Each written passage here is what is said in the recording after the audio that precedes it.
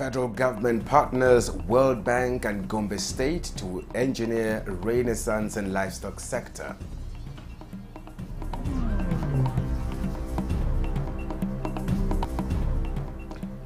Nigeria's First Lady Oluremi Tinubu inaugurates renewed Hope Resettlement City in Kefi, Nasarawa State.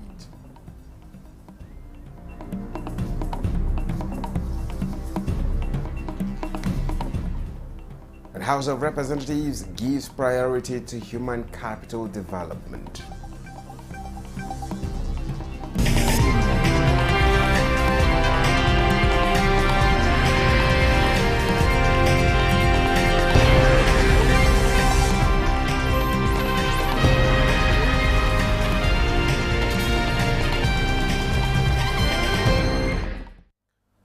Hello and welcome to the late evening news at 11 on 10 News 24, reaching you live in Abuja, Nigeria's capital. My name is Justin Bemui.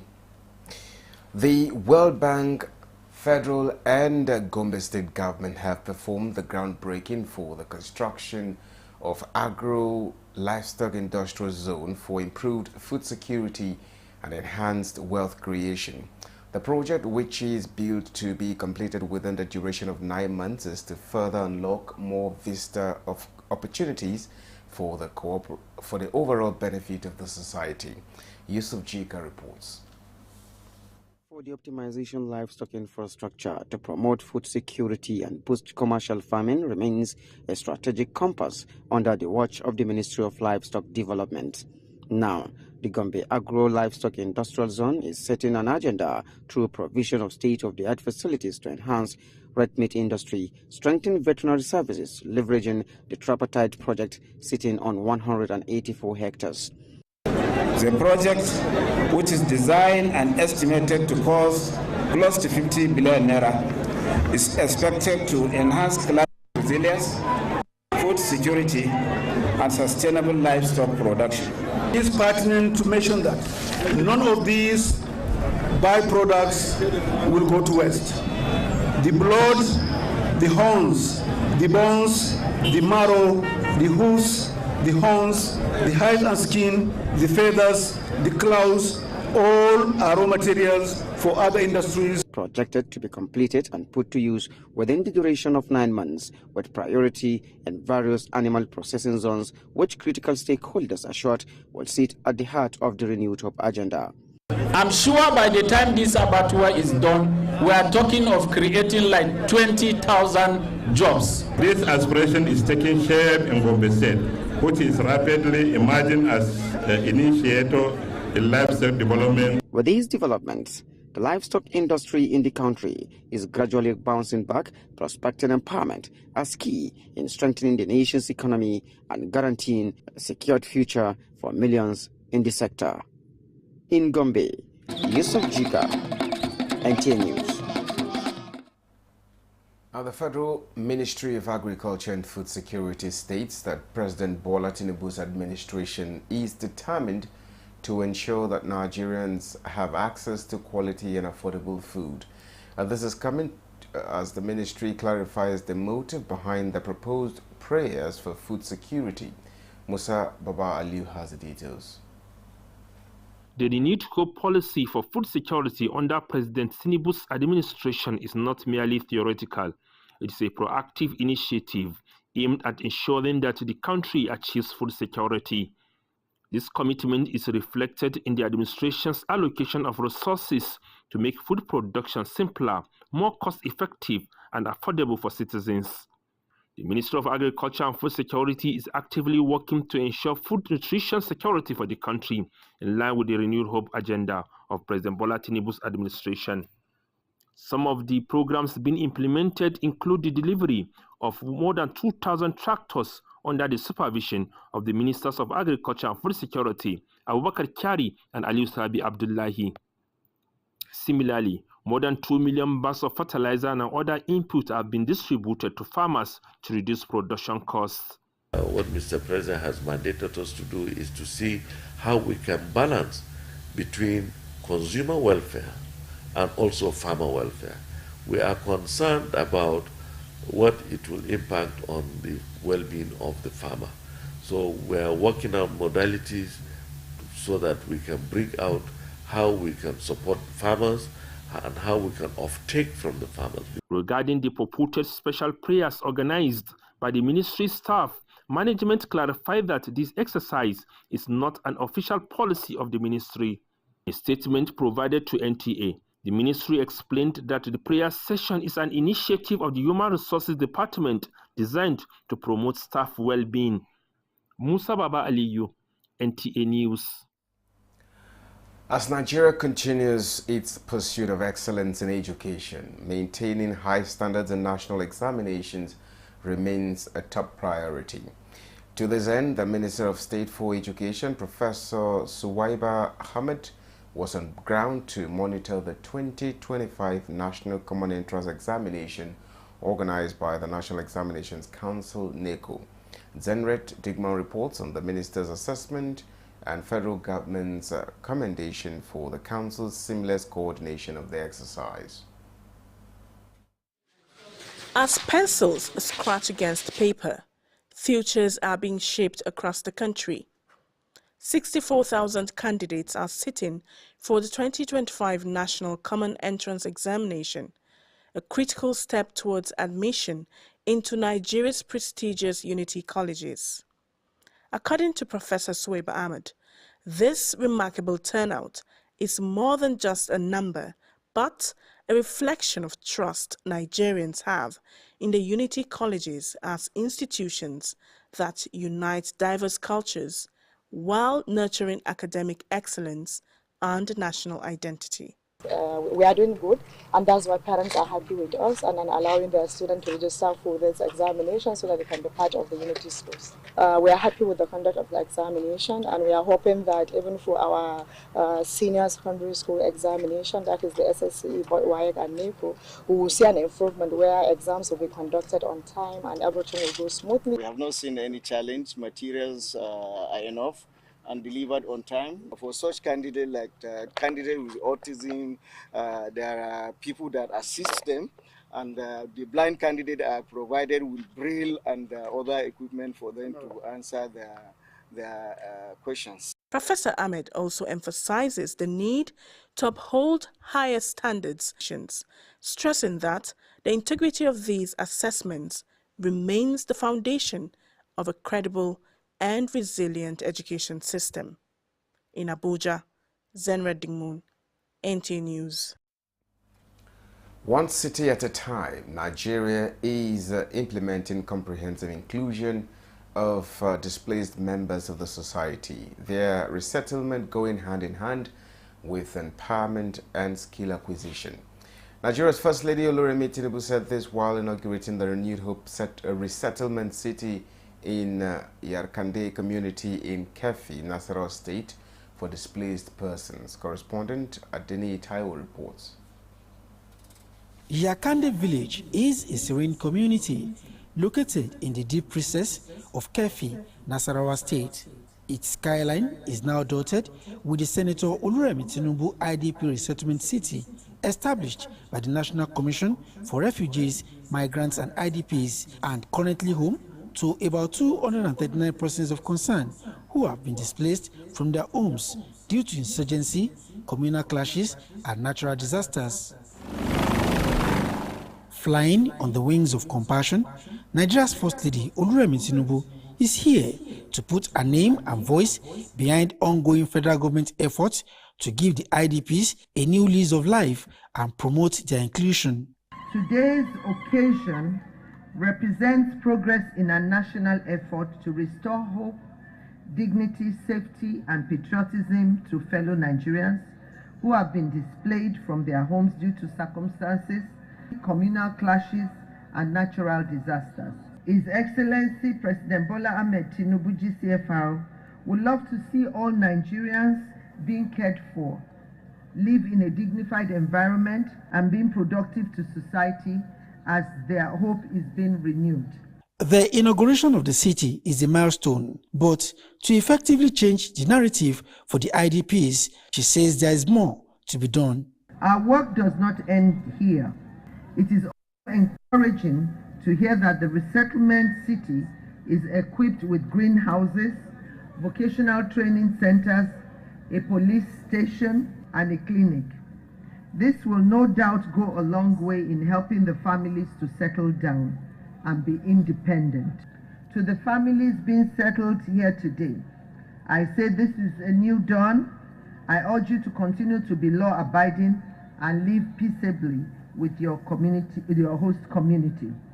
They lived purely on farming. And today, once they get away from the farming activities, it's a problem. And that's the reason why we decided to give them 100 hectares of land so they can go and continue with the farming activity. For displaced people, your voice is heard. You are seen, you are valued, and you also belong. The Ministry of Women Affairs stands ready to scale up all interventions, not just for the IDPs that will be reintegrated today, but for all persons of concern in the Federal Republic of Nigeria. This center will offer practical training in viable, bankable crafts, enabling thousands of persons of concern to acquire sustainable means of income. I have this message for my friend. He's the best president. He's our friend today. He will be our friend tomorrow. Their hope renewed, residents of the city applaud the federal government and RHI for giving them a sense of belonging. We are home away from home. In furtherance of our directive to put money in the hands of women, a business recapitalization grant of 200,000 naira was presented to women in each of the households. From Yakande village in Kefi, Adeni Itaiwo, NTA News. Now, the Public Accounts Committee of the House of Representatives is building capacity of its workforce for improved performance and delivering its constitutional mandate of ensuring that MDAs are accountable in financial reports. Now, this point was reiterated during a midterm retreat for the staff of the committee in Abuja. National Assembly correspondent Joshua Ogunjide reports. Committee, being a specialized one, is genuinely concerned about the productivity of its workforce and the discharge of mandate of oversighted accounts in public space. The same parliamentary procedure, committee management and operations, was apt as interaction focuses on strategic management and effective productivity techniques, as well as understanding audit principles. Again, this is also a retreat for us to examine what we have done in the last 2 years, see what we have done right, see how we can do things better in the next 2 years of the 10th Assembly of the House of Representatives. Discussions also centered on democratic governance, understanding legislative practices and procedures, alongside legislative oversight, the role of the Public Account Committee. Like one of them that talk about the legislative procedures, you know. I'm an accountant by profession, so coming here also gives me the ample opportunity as well to be able to interact with them and gain some understanding about National Assembly and most especially the Public Accounts Committee. I have learned how to time management, how to manage my time, how to be accountable, and then I've learned more about the committee, the functions of the committee, and the functions from the Auditor General Office. But mostly I learned about self-development, like being accountable,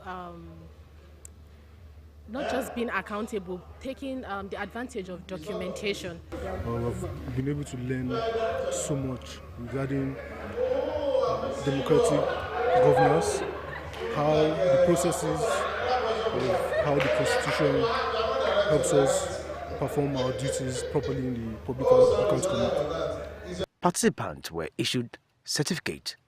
In Abuja, Joshua Okochide, NTA News. This is the news at 11 on NTA News 24. We'll take a short break now. More stories when we return. Do stay with us. college does, you will dive into exhilarating hands that will fuel your passion in education and propel your career to new heights. We don't just teach, we craft the next generation of media leaders. Explore our diverse offering, understanding the personnel matters and issues in the public service, basic development communication, financial reporting under IPSAS, and interpretation of public sector accounting standard IPSAS, audit, internal check and control management, video camera maintenance, new technologies, optics, fiber, IP technologies, automation, storage management, and wireless technology. Challenges and opportunities in the secretarial profession in the digital age. Digital marketing, basic drama, online reporting, understanding the provisions of the revised public service, audio engineering operations and maintenance, camera operations, and intermediate drama. Mark your calendar. The second quarter of 2025 is your launch pad. This is your moment to seize the future. Announcer Management.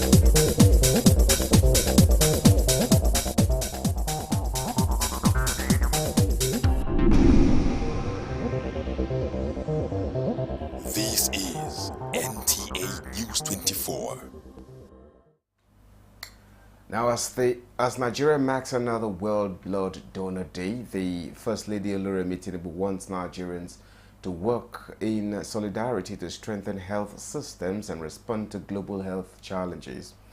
Bassey Taikman reports that the Vice President's wife, Nana Shatima, who represented the First Lady, was the 2025 first-time donor. Give blood, give hope, together we save lives is the theme of this year's Blood Donor Day, observed annually to create awareness on the critical need for safe blood and blood products. I hope this marathon will be the beginning of a movement where voluntary blood donation becomes a norm in every Nigerian community. It is a call to action, a reminder of our shared humanity, a promise that by giving small part of ourselves, we can offer someone else's life a chance to live. The team strongly encourages more people to all over the world to become regular donors. After several years of the celebration, what has changed in Nigeria in terms of blood safety? I think what has really changed now is the sensitization and the orientation of people towards blood donation. We and the agency, from our records, we have witnessed that in the last 6 months, due to the new interventions we have had a turnout of more and more donors every day. And there's this attitude before that female rarely donate, because some people feel female should not donate. But we have made people realize that there's no difference between gender in terms of donation. Nathan John, the highest blood donor, who has donated for 84 times, has this to say. It's been wonderful because it's one of the gifts I give to somebody who is in need that will not be able to pay me back. Or I don't even know the person that will, you will take the transfusion. And each pint that I donate like this, it takes 3 lives to be saved. The day was also used to celebrate regular donors. Basi Taipa, NTA News. Now, have you ever sat in a hospital room waiting for help only to hear a nurse or doctor whisper to a colleague, "We need blood urgently"? In that moment, what runs through your mind? Tension or hope? For many, it's a moment where the chance of survival hangs on a thread held together by the kindness of a stranger who once made the selfless decision to donate blood. In this special report, Oyemi Ajayi takes us on a journey into the life-saving power of blood donation.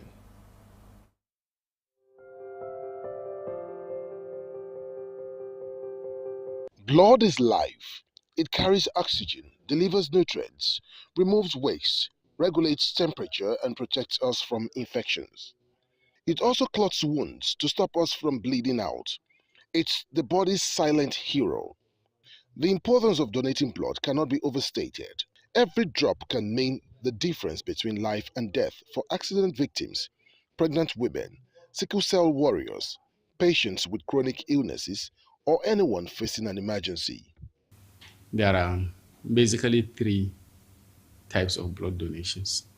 Some donate blood because they have one of their family members that is sick, and they are forced to donate blood in order to save the life of that individual.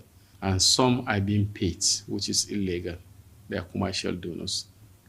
And then there are people that do it willingly and voluntarily. And these are the ones that are being encouraged. Based on the statistics in Nigeria, voluntary blood donation is very low. In fact, less than 15% of our blood is collected from voluntary blood donation. And statistics have shown that voluntary blood donors are safer than the other two types. Yet across Nigeria, there is a critical shortage of safe blood. Why? Many people hold back due to fear, myth, or religious beliefs. But experts say just 3 donations a year can not only save others, but also rejuvenate your own blood system, keeping your blood healthy and active. Blood is very free, it's very safe. And we as health personnel cannot take your blood if you are not fit. So we have to do some background checks to make sure that you yourself donating blood will not be harmful to you. So donating blood is safe. It's not painful. The only pain that you feel is that of the needle prick. So beyond culture, beyond fear, beyond misconceptions, donating blood is a civic duty, a humanitarian act, and a silent form of heroism. Because you may never know whose life your blood will save. But one day, someone may say, I survived because someone, somewhere, or even you cared enough to donate. Oyeyemi Ajayi, NTA News. Now, Director General of the National Senior Citizens Center, Omobolanle Akinyemi, is using the 2025 World Elder Abuse Awareness Day to call for action by stakeholders and experts in aging and matters of older persons at national and subnational levels to stem all forms of elder abuse in Nigeria, reiterating that any action or inaction by a person or persons in a trusted relationship or contract that causes harm and distress to an older adult amounts to elder abuse. Ms. Obe, in a statement by the head Corporate Affairs, Media and Communications of the Center, Omini Oden, reminds Nigerians that elder abuse, the most reported being financial and psychological abuse, takes several forms, often with more than one type of abuse occurring at the same time for individuals. To stem this, the National Senior Citizen Center has initiated various programs, including the establishment of age-friendly services and elder justice campaigns, media campaigns, community outreach programs, and the creation of a toll-free line in partnership with the National Agency for the Prohibition of Trafficking in Persons, NAPTIP. Furthermore, across the 36 states and the Federal Capital Territory, NSCC has grown the state stakeholders consultative forums in aging, now mobilized 350 in each state and the Federal Capital Territory. Socially connected, engaged in community mobilization, sensitization on issues of elder abuse awareness and prevention, advocacy for domesticating National Senior Citizens Center Act, development of aging policy, and plan of action on aging, a unique forum in Nigeria of seniors working for seniors, addressing critical questions about healthy aging. Now, in a determined effort to confront the rising tide of childhood cancer in Nigeria and to save more young lives, Nigerians are stepping up campaign against childhood cancer as dozens of children and adults stand up for free cancer and eye screening in Abuja. The effort is to promote early detection and accessible treatment. Thomas Obete reports. The special medical outreach provided free cancer and eye screening to both children and adults, offering not only medical support but also a message of hope, resilience, and awareness. At the heart of this initiative is a clear and powerful message: early detection saves lives. The program is especially focused on reaching Nigerian families in undeserved communities, encouraging regular health checks for children, because when diseases like cancer are caught early, the chances of successful treatment and survival go up significantly. A lot of people we have spoken to in this community are not even aware that children have cancer, so we try as much as possible to go around communities, talk to them about childhood cancer, let them know the signs and symptoms to look out for as parents and as caregivers. Because this represents an opportunity to screen the community, both children and even adults, for cancers of different types. It wasn't just about test and screening. Cancer survivors were there too, sharing their stories. Their presence turned the event into something more powerful, a living reminder that cancer doesn't have to be a death sentence, especially when there is timely intervention and the right support. Early detection saves lives. Finding it on time and taking action is what is keeping a lot of people. In Gidon Magoro, where the outreach took place, residents welcomed the Okapi Children Cancer Foundation and its partners. For many, the visit felt like a step in the right direction. This program is a good thing because health is wealth. Health advocates on ground stress that with cancer cases rising among Nigerian children, initiatives like this could be key in turning the tide. A call for more national attention, increased funding, and stronger partnership in the fight against childhood cancer. In Abuja, Thomas Ogbetere, NTA News. And this is where we end the late news at 11 on NTA News 24. Thank you so much for being a part of it. My name is Justin Bem, and you do have a good evening.